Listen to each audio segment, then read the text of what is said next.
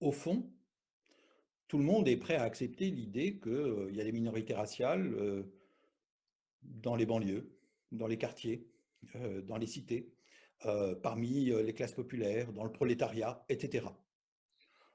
Au fond, c'est incontestable et ça ne change rien puisqu'on peut dire tout ça c'est la même chose. Lorsque on a des gens qui sont en position de sortir de cette catégorie, soit qu'ils viennent des classes populaires, soit qu'ils n'en viennent pas, eh bien là c'est troublant parce qu'on ne peut plus continuer à dire la même chose. Et c'est d'autant plus troublant que ce qu'on voudrait croire, c'est que finalement, si on a la chance d'appartenir aux classes moyennes, on devrait arrêter de se plaindre. Et que on arrête de nous embêter avec le racisme puisque c'est seulement un problème pour les classes populaires. Or, c'est tout le contraire qui se passe.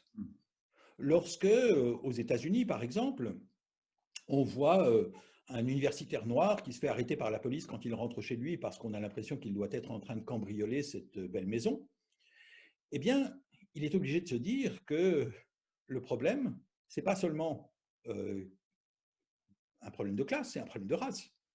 C'est-à-dire que, en fait, on ne veut pas croire que les Noirs puissent appartenir aux classes privilégiées. Donc, on considère que leur place, c'est dans les classes populaires.